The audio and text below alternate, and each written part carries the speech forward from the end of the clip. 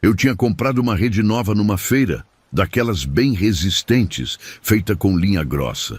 Pensei em colocar ela num lugar bom para descansar de tarde. Então escolhi um cantinho do quintal entre dois angicos grandes que fazem uma sombra boa. As árvores ficam numa distância perfeita, não muito longe nem muito perto, ideal para esticar a rede sem ficar nem frouxa nem muito esticada. Passei uma tarde toda ajeitando ela, testando a altura, vendo se estava confortável. Ficou perfeita, bem na altura certa, balançando suave quando a brisa batia. No primeiro dia que fui usar, era uma tarde de domingo quente, daquelas que dá vontade de tirar uma soneca na sombra. Me deitei na rede para relaxar um pouco depois do almoço. Estava bem gostoso, o vento fresco, o barulho das folhas, aquela paz de fim de semana. Mas depois de uns 10 minutos, comecei a sentir umas pontadas nas costas. Primeiro pensei que fosse a posição, que talvez eu tivesse deitado torto. Mudei de posição, mas as pontadas continuaram. Eram como se tivesse alguma coisa espetando, pequenas agulhadas que iam e vinham. Aí pensei que fosse algum galho seco que tivesse caído na rede ou algum inseto grande. Me levantei para verificar e quase não acreditei no que vi. Tinha pontos de costura atravessados no tecido da rede, feitos com linha de palha grossa, daquelas amareladas que o pessoal usa para fazer chapéu e cestaria. Os pontos passavam pela minha roupa e iam até o tecido da rede, como se alguém tivesse começado a me costurar ali dentro. Eram 3 ou 4 pontos na altura da cintura, bem apertados, prendendo a minha camisa ao pano da rede. A linha estava nova, não era resto velho que tivesse grudado, e os pontos eram bem feitos, regulares, como o trabalho de alguém que sabe costurar. Olhei em volta procurando agulha, procurando alguém que pudesse ter feito aquilo, mas não tinha ninguém no quintal. Como é que alguém ia costurar sem eu perceber, sendo que eu estava acordado o tempo todo? Tive que cortar a linha com o canivete que eu sempre carrego no bolso. Os pontos estavam bem apertados, custei para soltar. Achei aquilo muito esquisito, mas pensei que fosse alguma brincadeira de mau gosto de algum vizinho ou parente. Talvez alguém quisesse me pregar uma peça. Resolvi esquecer o assunto e continuar usando a rede normalmente. Só que no outro dia, quando fui deitar de novo, tinha mais pontos. Dessa vez eram 5 ou 6 e estavam mais para cima, na altura do peito. A linha era a mesma, de palha grossa, e os pontos estavam bem feitos, regulares. E eu tinha certeza de que não tinha nada ali na noite anterior, porque eu sempre verifico a rede antes de deitar por causa dos insetos. Cortei os pontos de novo, mas comecei a ficar preocupado. Não era brincadeira de ninguém, era alguma coisa mais séria. Todo dia os pontos apareciam mais para cima. Na primeira semana, estavam na cintura. Na segunda, no peito. Na terceira, chegando perto do pescoço. Era como se alguém tivesse um plano, como se quisesse me prender ali completamente. A ideia de ficar costurado na rede, sem poder sair, me dava arrepios. Comecei a ter pesadelos com isso. Sonhava que estava preso ali, gritando por socorro, mas ninguém me escutava. Durante o dia, ficava observando a rede de longe, tentando ver se tinha alguém mexendo nela, mas nunca vi nada. A rede ficava parada, balançando normal no vento, como se fosse uma rede comum. Uma noite eu resolvi fazer um teste. Fingi que tinha ido dormir dentro de casa, mas fiquei escondido atrás da janela do quarto, observando a rede no escuro. Lá pelas 2 da manhã, começou a acontecer uma coisa que me gelou o sangue. A rede começou a balançar sozinha, como se tivesse alguém deitado nela. Um balanço suave, ritmado, como de quem está relaxando. E aí eu comecei a ver as linhas de palha se movendo no ar.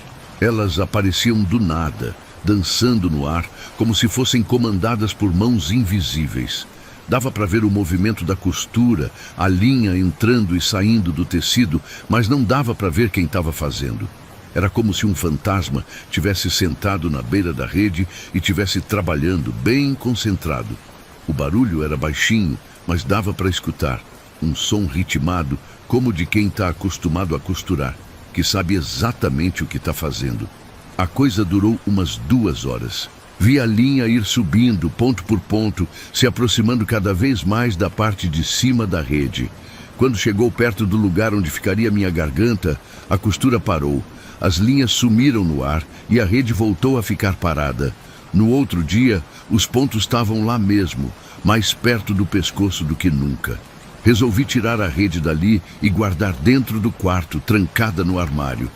Pensei que se eu tirasse ela do lugar, a coisa ia parar. Mas mesmo guardada, ela continuava aparecendo com pontos novos. Cada dia que eu abria o armário, tinha mais linha de palha costurada. E os pontos iam subindo, chegando cada vez mais perto da parte que ficaria na minha garganta. Era como se alguém tivesse determinado a terminar aquela costura, não importasse onde eu pusesse a rede. Tentei queimar a rede, mas o fogo não pegava. Tentei cortar ela toda, mas no outro dia estava inteira de novo, com mais pontos ainda. É como se a própria rede tivesse vida, como se fosse parte de alguma coisa maior que eu não entendia. Hoje eu mantenho ela trancada num baú no porão, mas às vezes ainda escuto o barulho da costura lá embaixo. Um som baixinho, constante, como se alguém nunca tivesse parado de trabalhar. E tenho medo do dia em que os pontos chegarem na garganta, porque tenho a sensação de que aí vai ser tarde demais para cortar.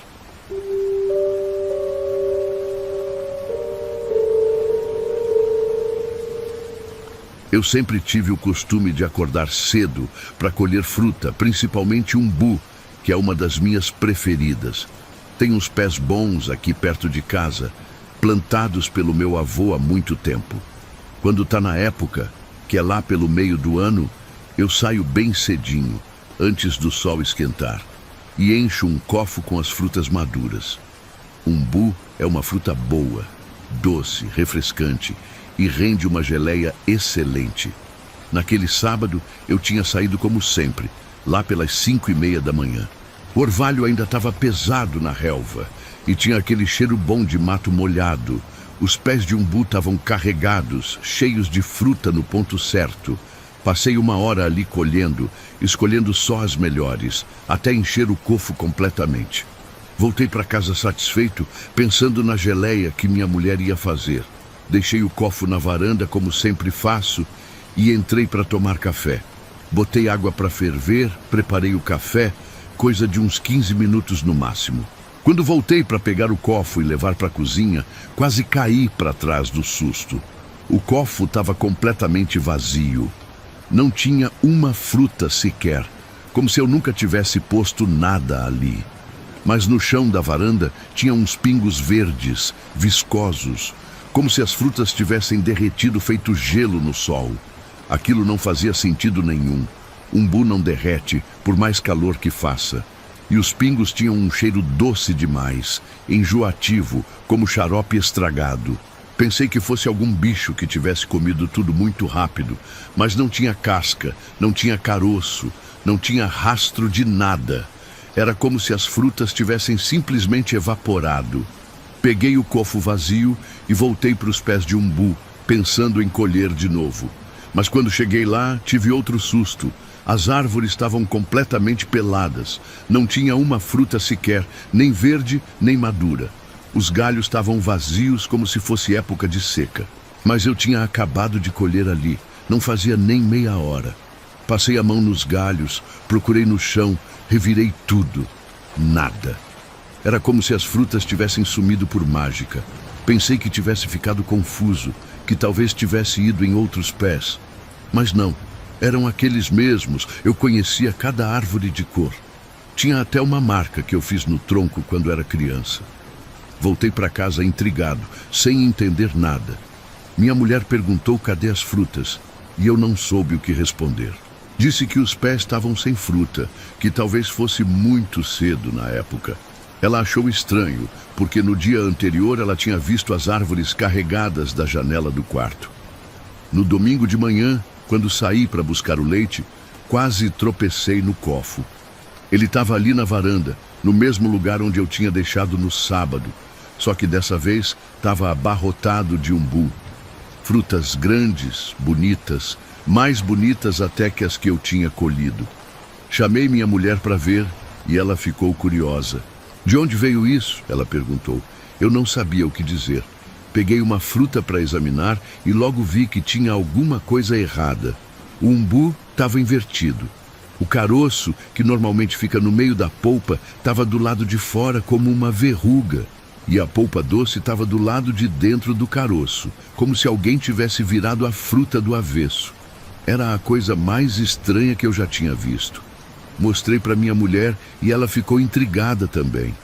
Nunca vi umbu assim, ela disse. Será que é de outro tipo de árvore? Mas eu conhecia bem aquelas frutas. Eram iguais em tamanho e cor aos umbus normais, só que com a estrutura toda trocada. Minha mulher, que sempre foi curiosa, quis provar uma. Eu disse para ela não comer, que estava estranho demais, mas ela insistiu. Umbu é umbu, ela falou. Deve ser só uma variação da natureza. Mordeu um pedacinho pequeno e na hora fez uma careta. Minha língua ficou dormente, ela disse passando a mão na boca. Era como anestesia de dentista, ela falou. A dormência foi subindo, pegou o céu da boca, chegou na garganta. Ela ficou desesperada, tentando cuspir, bochechando água, mas a sensação continuava. Tá subindo pro nariz, ela disse com a voz pastosa. Eu fiquei apavorado. Pensei em levar ela para o hospital. A dormência durou umas 3 horas, indo e voltando em ondas. Quando finalmente passou, ela disse que tinha tido a sensação de que a língua não era mais dela, como se fosse um pedaço de borracha na boca.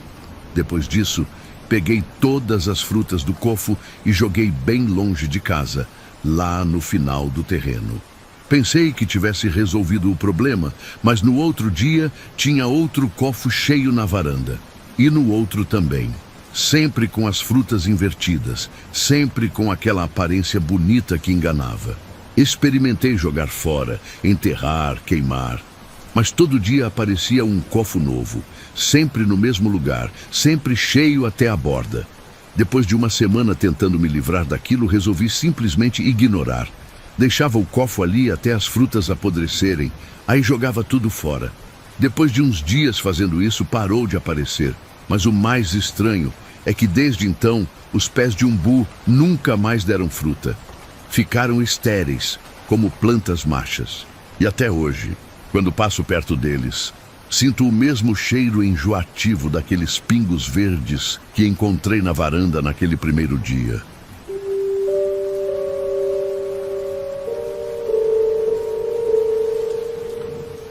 Meu cachorro se chamava Trovão, um vira-lata grande que eu criei desde filhote. Era daqueles cães fiéis mesmo, que seguem o dono para todo lado e defendem a casa com a própria vida. Ele tinha uns 60 quilos pelo escuro, orelha caída, daqueles que assustam quem não conhece, mas são mansos com a família. Como ele era grande e às vezes as visitas ficavam com medo, eu prendia ele numa corrente grossa perto do juazeiro no fundo do quintal. A corrente era pesada, daquelas de elo grosso. Fazia um barulho característico quando ele se mexia.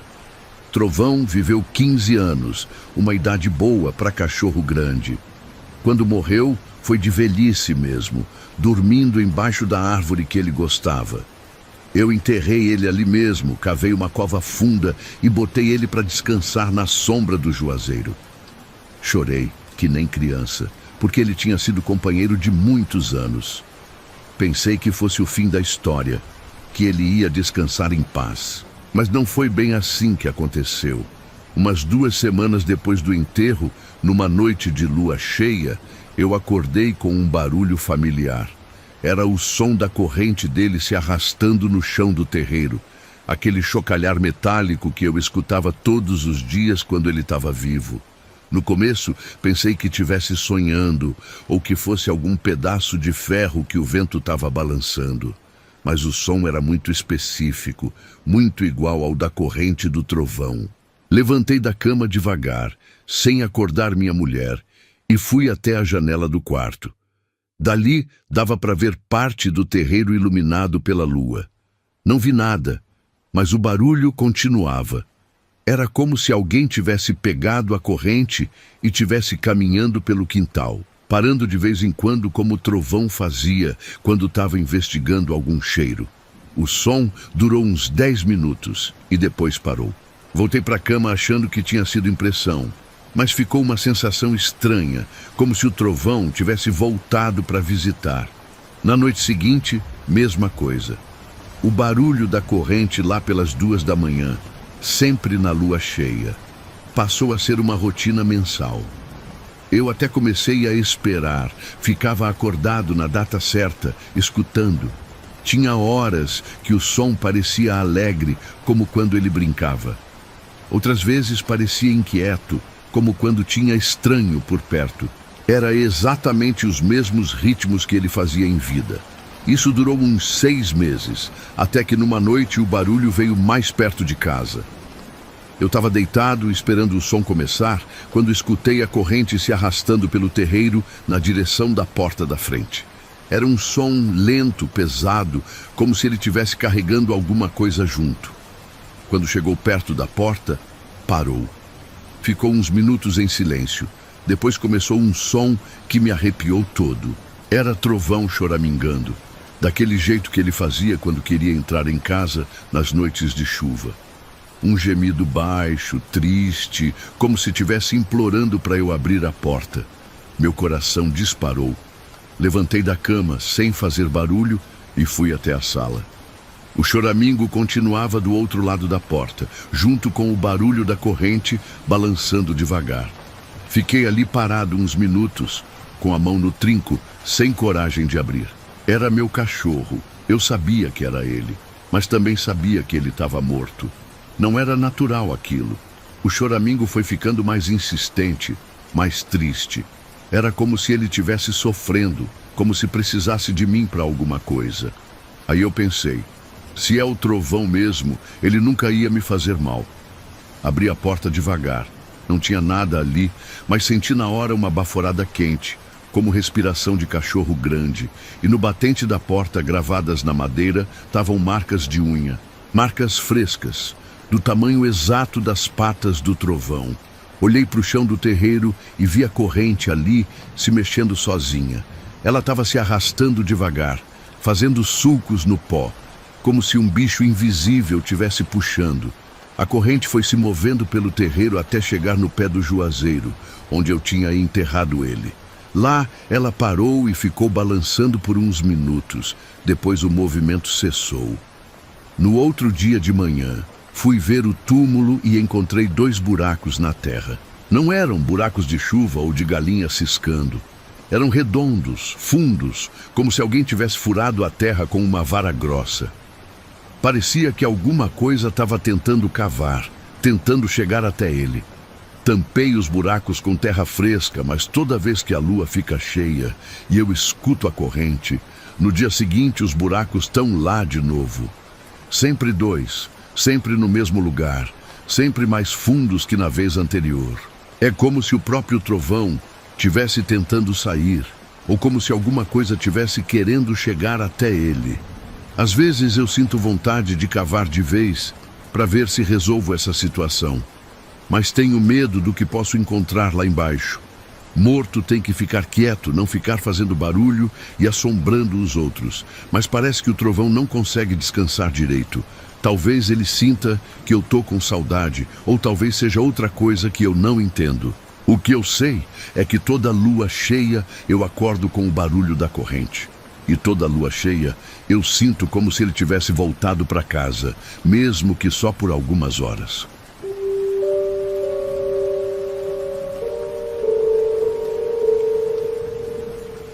Eu sempre gostei de caçar desde pequeno. Meu pai me ensinou a rastrear, a andar no mato sem fazer barulho, essas coisas. Tatu sempre foi minha especialidade, porque eles saem mais de noite e eu conheço os hábitos deles. Naquela noite era lua nova, bem escuro mesmo. Perfeito para caça, porque os bichos ficam mais confiantes no breu. Eu tinha saído lá pelas 9 da noite, levando a espingarda e uma lanterna boa. O lugar que eu sempre vou fica uns 2 quilômetros de casa. Uma mata meio rala, que o pessoal chama de Mata Branca, por causa da cor dos troncos secos. É um lugar que eu conheço desde menino. Cada trilha, cada pedra. Podia andar ali de olhos fechados que não ia me perder. Estava caminhando devagar, parando de vez em quando para escutar se tinha barulho de bicho cavalcando. O silêncio estava pesado naquela noite, mais que o normal. Não tinha grilo, não tinha coruja, não tinha nem vento nas folhas secas. Era como se o mato inteiro tivesse segurado a respiração. Depois de 1 hora andando, as pilhas da lanterna começaram a fraquejar. A luz estava amarelando, ficando fraca. Eu resolvi apagar para economizar, porque conhecia bem o caminho e não queria ficar sem luz na volta para casa. Foi quando apaguei a lanterna que a coisa começou. Eu estava parado ali no meio da trilha, deixando os olhos se acostumarem com a escuridão total, quando escutei alguém falar meu nome. Bem baixinho, quase sussurrado, mas clarinho. A voz veio de pertinho da minha orelha esquerda, como se tivesse uma pessoa agachada do meu lado. Só que não era voz de gente conhecida. Era oca, sem corpo, como se fosse uma gravação tocando dentro de um tubo. E fria, mesmo a noite estando quente, senti um arrepio gelado quando a voz falou. Parei tudo, até a respiração, tentando escutar de onde tinha vindo. O coração disparou na hora. Pensei que fosse algum caçador que eu não tinha visto, talvez querendo fazer pegadinha. Acendi a lanterna rapidinho e olhei em volta. Não tinha ninguém. A luz fraca iluminava só uns metros, mas dava para ver que eu estava sozinho na trilha. Apaguei de novo e esperei. A voz chamou meu nome mais uma vez, só que dessa vez do lado direito. Mesma voz oca, mesmo tom frio. Eu girei para lá tentando localizar, mas era como se a pessoa tivesse se movido junto comigo. Toda vez que eu virava a cabeça, a voz vinha de outro lugar, como se alguém tivesse caminhando em volta de mim, bem devagar, me cercando. Aí foi que eu vi as luzes. 2 pontinhas fracas, meio acinzentadas, paradas no ar bem na minha frente. Não era um reflexo de olho de bicho, porque não tinha luz para refletir. E não brilhavam como estrela ou coisa do céu. Era uma luz própria, mas muito fraca, como brasa quase apagada. Estavam suspensas ali a uns 2 metros de altura, separadas pela distância de 2 olhos, e balançavam de leve, como se a coisa que estava carregando elas estivesse respirando. Eu fiquei paralisado, olhando aquelas luzes sem conseguir piscar. Tinha alguma coisa hipnótica nelas, como se tivessem me prendido ali no lugar. E quanto mais eu olhava, mais frias elas pareciam ficar. Não frias de temperatura, frias de sentimento mesmo. Como olhar para dentro de um poço muito fundo. A voz chamou meu nome de novo, mas dessa vez não veio de lado nenhum. Veio de dentro da minha própria cabeça, como se alguém tivesse falado diretamente no meu pensamento. Foi aí que eu comecei a sentir medo de verdade. Não era mais curiosidade ou susto, era terror mesmo, daquele que faz as pernas ficarem moles. O mato em volta começou a fazer barulho. Não era barulho de vento ou de bicho se movendo. Era como se as próprias árvores tivessem começado a gemer. Galhos secos estalando, folhas secas sendo amassadas, mas sem nada passando por elas. E por baixo de tudo isso, um som que eu nunca vou esquecer. Era como couro sendo rasgado bem devagar. Aquele som ranger que faz quando você puxa forte um pedaço de carne seca. Só que ampliado, vindo de vários lugares ao mesmo tempo. E junto com o som, veio um cheiro forte de lã molhada. Sabe quando você deixa a roupa no varal e pega chuva, aí fica com aquele cheiro azedo de mofo? Era parecido, mas mais forte, mais enjoativo. O cheiro foi ficando mais intenso, como se a coisa que estava fazendo aquilo tivesse se aproximando. As luzes continuavam ali, balançando, me observando. Eu tentei mexer os pés, mas estavam pesados como chumbo.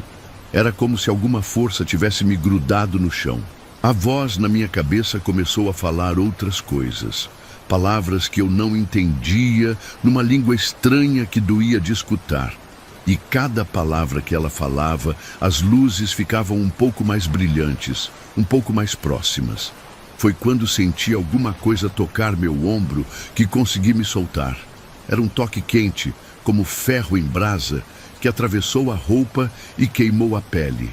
Gritei e saí correndo, sem olhar para trás, sem ligar a lanterna.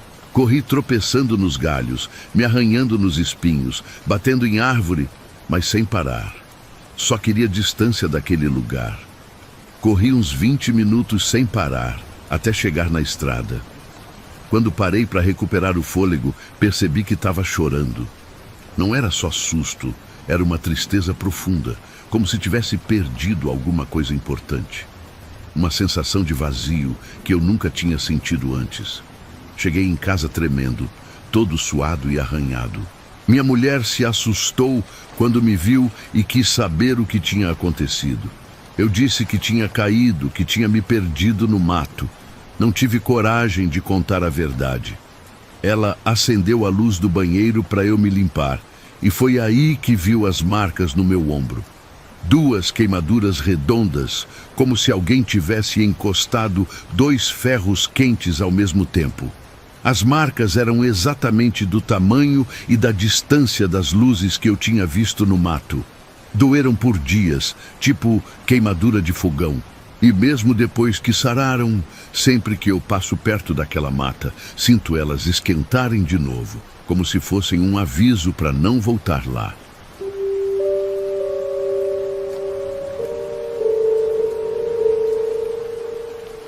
Olha, eu vou contar uma coisa que aconteceu aqui em casa e até hoje eu não consigo explicar direito. Foi numa terça-feira, lembro bem porque era dia de feira na cidade e eu ia levar umas coisas para vender. Tinha chovido de manhã cedo, daquelas chuvas de verão que vem forte e para rápido, sabe? O tipo de chuva que molha tudo e depois o sol volta a bater forte. Eu estava tomando café quando parou de chover. E como sempre faço depois de temporal, saí para dar uma olhada no quintal. Sempre tem alguma coisa que cai, telha solta, galho quebrado, essas coisas. Aí quando eu estava andando pelo terreiro, olhei para o telhado da estrebaria e reparei que tinha algo diferente. No começo pensei que fosse só telha quebrada pela chuva, mas quando olhei com mais atenção, vi que eram furos. Não eram quebras normais, eram buracos redondos, todos iguais, do tamanho de uma moeda grande. E eles formavam tipo um arco no telhado, como se alguém tivesse desenhado uma curva perfeita. Eram 7 furos no total, todos alinhados certinho. Eu fiquei ali parado, coçando a cabeça, porque nunca tinha visto chuva fazer isso. Chuva quebra telha, mas não faz buraco redondo assim, ainda mais em sequência. Aí eu pensei, vou subir para ver isso de perto.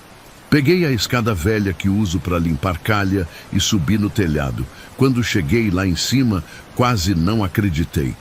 Os furos eram perfeitos mesmo, como se tivessem sido feitos com uma broca industrial. Mas o mais estranho era que as bordas estavam queimadas.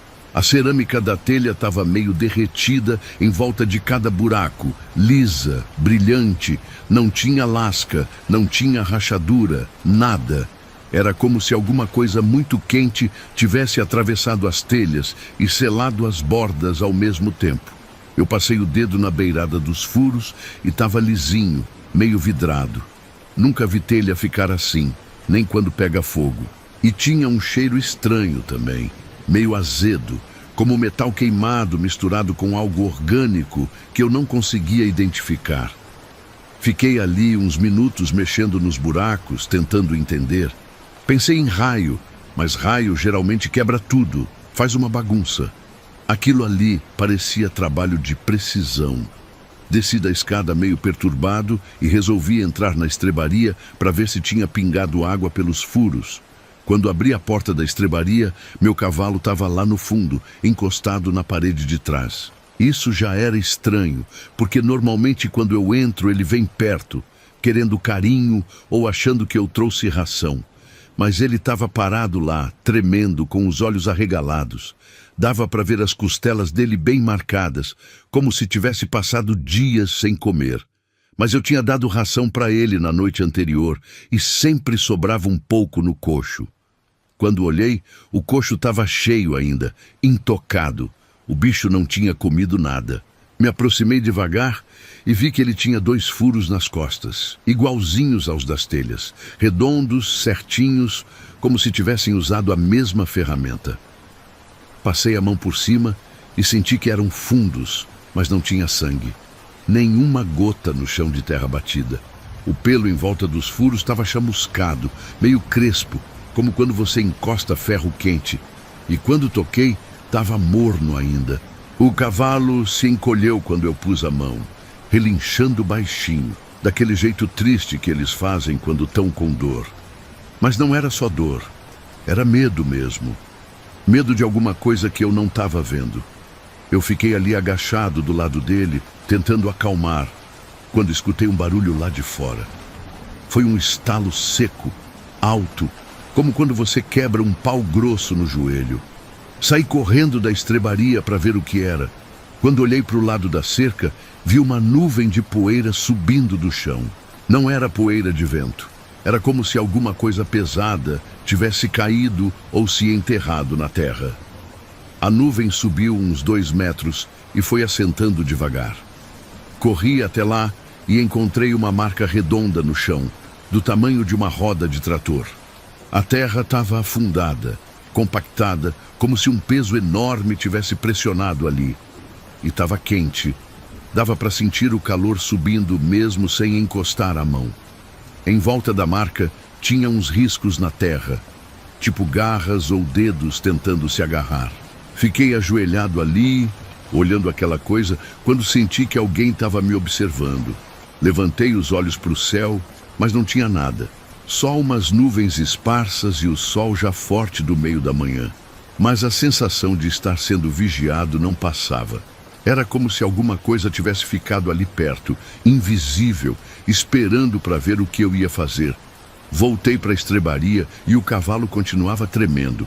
Dessa vez reparei que ele não estava só olhando para mim, mas por cima de mim, como se estivesse vendo alguma coisa no teto.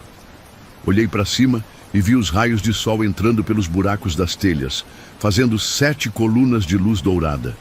E dentro dessas colunas de luz tinha como se fossem pequenas partículas dançando, mais densas que poeira comum.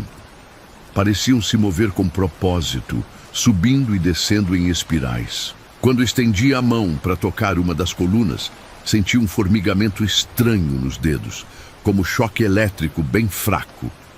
E o cheiro azedo ficou mais forte.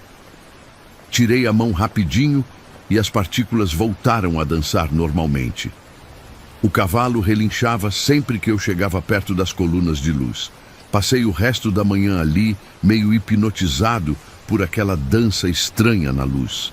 Só saí quando começou a escurecer e as colunas sumiram junto com o sol. Naquela noite, toda vez que o vento batia no telhado, eu escutava um assovio fino passando pelos buracos, como se fosse uma flauta desafinada tocando sozinha.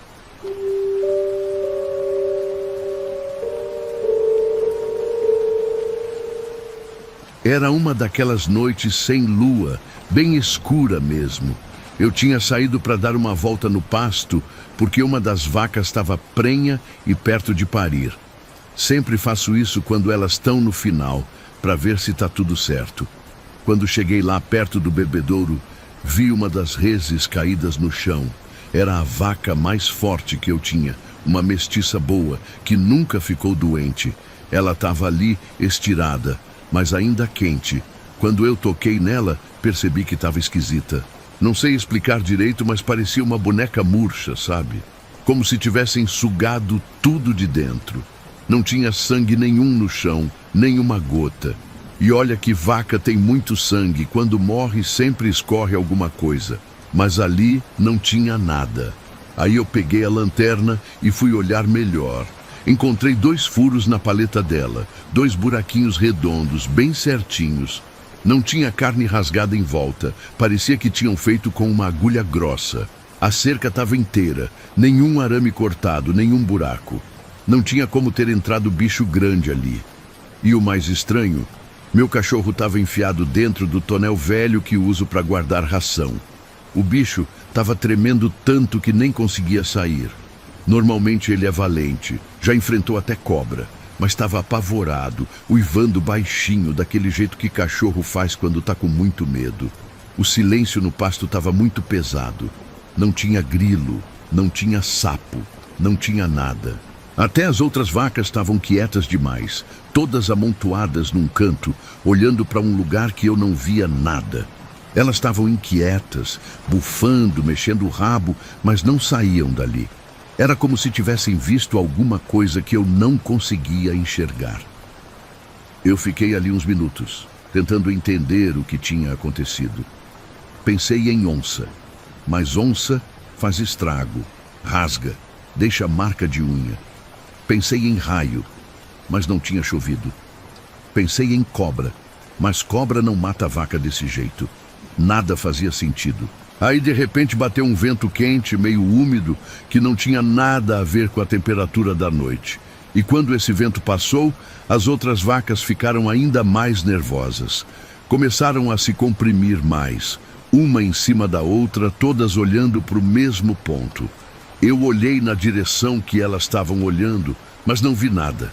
Só escuridão. Mas tinha alguma coisa lá, eu sentia. Alguma coisa que estava me observando também. Desde aquele dia, sempre que o vento esquenta, de repente assim, do nada, todo o pasto fica em silêncio. E o gado se junta igual fizeram naquela noite, olhando para lugar nenhum, mas com cara de quem está vendo gente. É uma coisa que me deixa com os nervos em pé até hoje.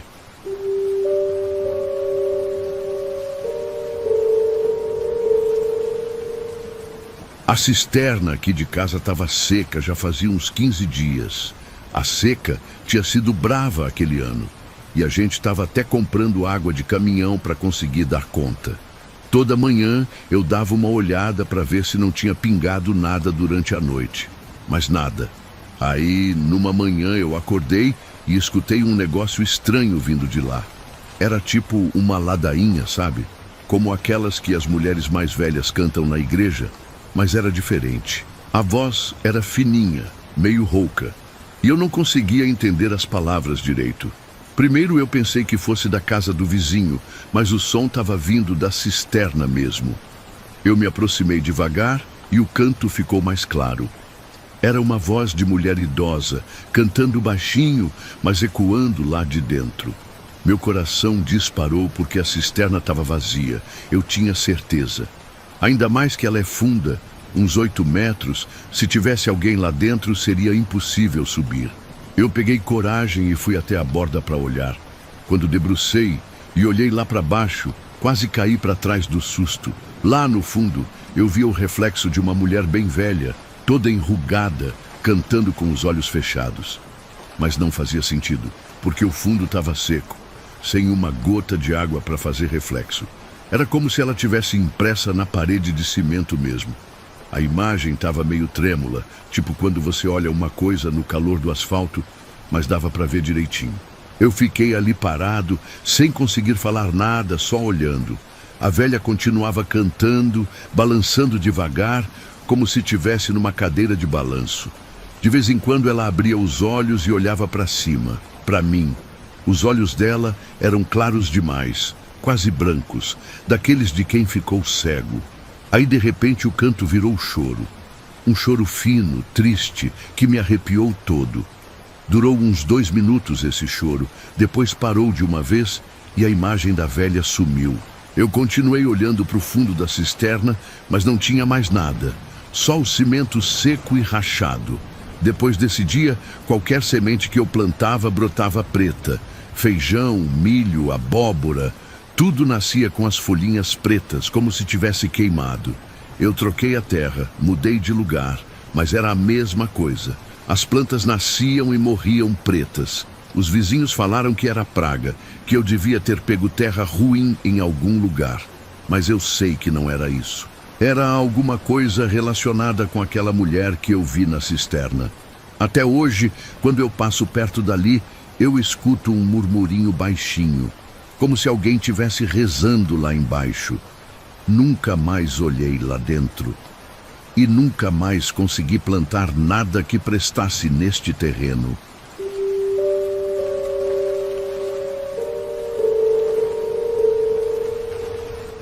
Então eu estava na festa de São João aqui do povoado, sabe como é? Todo mundo se junta para dançar, quadrilha, comer pamonha, essas coisas. Tava sendo uma noite normal, tinha muita gente, fogueira grande, sanfoneiro tocando bem. Aí do nada aparece um cara que ninguém conhecia. Ele estava meio afastado ali perto da cerca, com um chapéu preto puxado bem em cima dos olhos. Primeiro eu nem reparei muito. Pensei que fosse alguém de outro povoado que veio para a festa. Mas daí ele começou a dançar e eu percebi uma coisa estranha. O homem não parava de dançar nem por um segundo. Enquanto todo mundo descansava entre uma música e outra, ele continuava balançando, mexendo os pés. E outra coisa, ele nunca piscava. Eu fiquei observando porque achei esquisito, e o cara ficava com os olhos bem abertos, fitando as pessoas que passavam. Não piscava nem quando a fumaça da fogueira ia na direção dele. Era como se fosse uma boneca daquelas, sabe? Com os olhos de vidro. Aí algumas mulheres começaram a dançar com ele. Eu pensei, bom, se ele é esquisito, o problema é dele. Mas eu continuei reparando. Toda vez que alguém dançava com um homem, ficava meio zonzo depois. Tinha que sentar e tomar água. A festa foi a noite toda. E ele não parou de dançar nenhuma vez. Nem para beber água, nem para comer nada. Só dançava, dançava, dançava. E sempre com aquele olhar fixo, sem piscar. Quando chegou umas 4 da manhã, todo mundo estava cansado já, mas ele continuava ali, mexendo no mesmo ritmo. Daí, de repente, do nada mesmo, a fogueira apagou. Não foi vento, não foi chuva. Ela simplesmente apagou toda de uma vez. Ficou tudo escuro por uns segundos, até alguém acender uma lanterna. Quando acendeu, o homem tinha sumido. Ninguém viu ele sair, ninguém viu para onde foi. Era como se tivesse se dissolvido no ar. Aí, quando olhamos para o chão onde ele estava dançando, tinha umas pegadas estranhas na terra. As marcas estavam viradas ao contrário, como se ele tivesse pés de trás para frente. E tinha um cheiro forte de vela apagada. Sabe aquele cheiro meio enjoativo de parafina? Estava impregnado ali naquele pedaço do terreiro. No outro dia, quem tinha dançado com ele acordou tossindo terra. Terra mesmo, saindo da boca deles. Alguns falaram que sonharam que estavam sendo enterrados vivos. Eu não dancei com ele, mas vi tudo. E até hoje, quando tem festa de São João, eu fico meio receoso.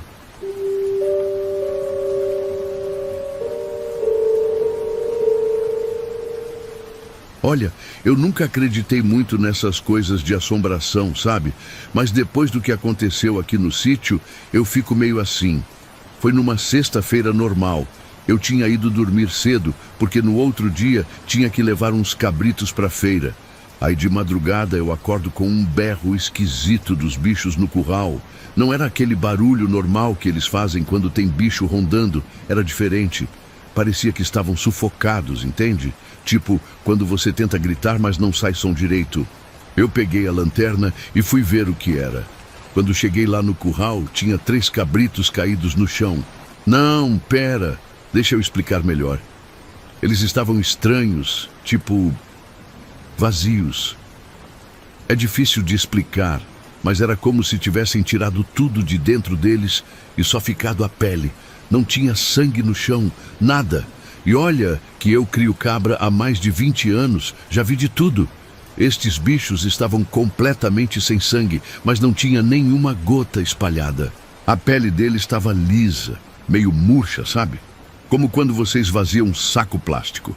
Aí eu fui olhar melhor e vi que cada um tinha 2 furos no pescoço. 2 buraquinhos redondos, bem feitos, sem carne rasgada nem nada. Parecia que alguém tinha furado com uma coisa bem fina e certeira. O mais estranho mesmo foram as pegadas na areia do curral. Eram rastros pequenos, de 3 dedos só, e terminavam do nada. Tipo assim, você seguia as marcas e de repente elas paravam, como se o que estava fazendo aquilo tivesse voado. Eu fiquei lá parado uns minutos, tentando entender, mas não conseguia. Os outros cabritos estavam todos amontoados num canto, tremendo. Normalmente, quando morre um do rebanho, os outros ficam meio nervosos, mas não daquele jeito. Eles estavam olhando para cima, para o céu, como se tivesse alguma coisa lá. Eu também olhei, mas não vi nada. A noite estava bem escura, sem lua. Aí eu pensei, será que foi onça? Mas onça não faz isso, onça rasga, faz bagunça. E como é que ela ia embora voando? Será que foi morcego? Mas morcego não mata cabrito desse jeito. Eles sugam sangue, mas é pouquinho, e não mata o bicho. Eu fiquei ali parado, tentando pensar em alguma explicação. O silêncio era estranho também. Normalmente tem grilo, sapo, essas coisas da noite. Mas estava tudo quieto demais. Até o vento tinha parado. Era como se tivesse acontecido alguma coisa que fez todos os bichos se esconderem. No final das contas, eu acabei enterrando os 3 cabritos e nunca mais falei disso para ninguém. Até hoje, eu não sei o que foi aquilo. Às vezes, eu fico pensando se foi algum bicho que eu não conheço ou se foi outra coisa.